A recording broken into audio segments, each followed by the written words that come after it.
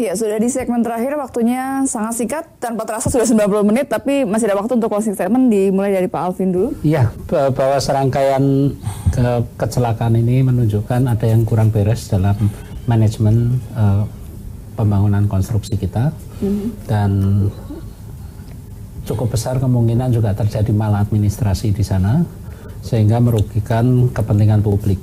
Hak-hak publik terganggu, bahkan juga ada korban jiwa juga. Nah, tentunya dalam hal ini Ombudsman Republik Indonesia segera akan membahas bersama seluruh pelaku industri ini untuk membedah apa sumber permasalahan di sana dan langkah-langkah yang harus ditempuh dalam waktu dekat ini untuk mencegah terulangnya kejadian serupa. Itu target kami adalah demikian.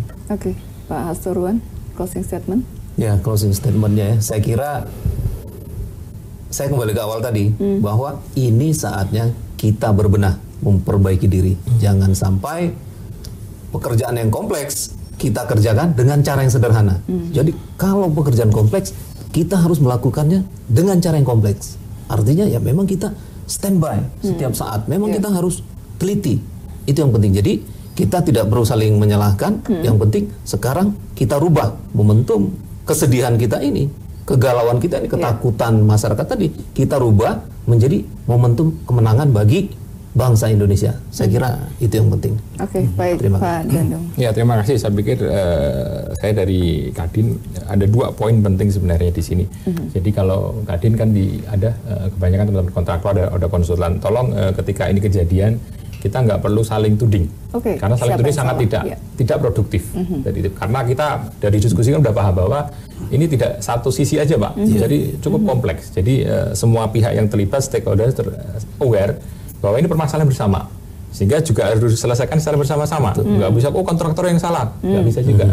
Pihak owner juga, PU juga aware juga, yang sampai Pak Vero juga udah tadi menyatakan ini juga ada kontribusi dari pihak owner juga. Nah, makanya kita harus bersama-sama berkomitmen, bekerja bareng bahwa kita bisa memperbaiki ini kok.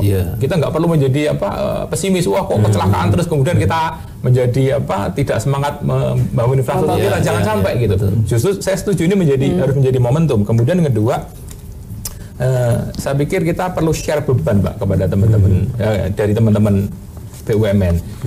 Share lah beban kepada teman-teman swasta supaya konsentrasi. Toh kalau misalnya ada satu proyek yang diplototin benar-benar oleh teman-teman BUMN itu hasilnya perfect kok.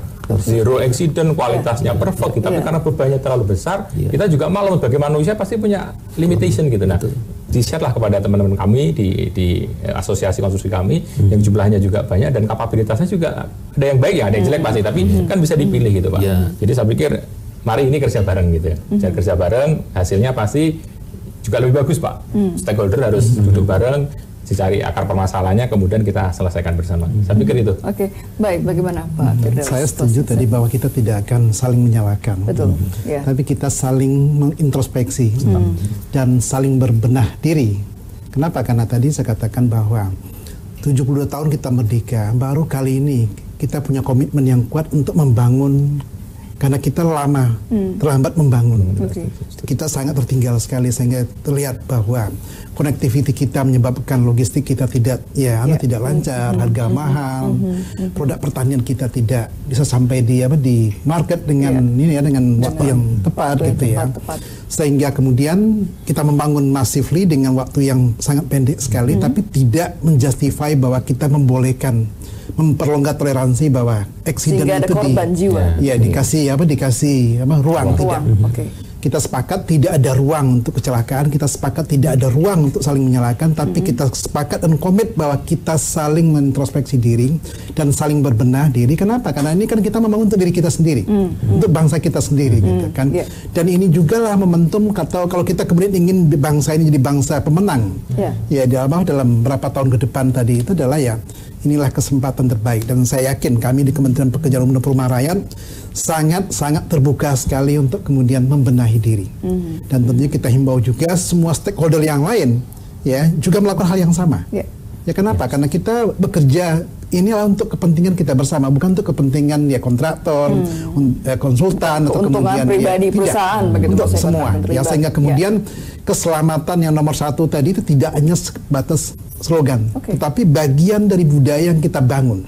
Kadang-kadang membangun budaya itu butuh sentakan. Mudah-mudahan inilah sentakan untuk kita membangun budaya keselamatan kerja yang baik. Kita berharap yang lebih baik. Terima kasih Pak Firdaus, Pak Dadung, Pak Suruan, dan juga Pak Alvin. Terima kasih telah bersama kami, dan juga terima kasih atas kebersamaan Anda. Saya Luluk Metu undur diri. Sampai jumpa.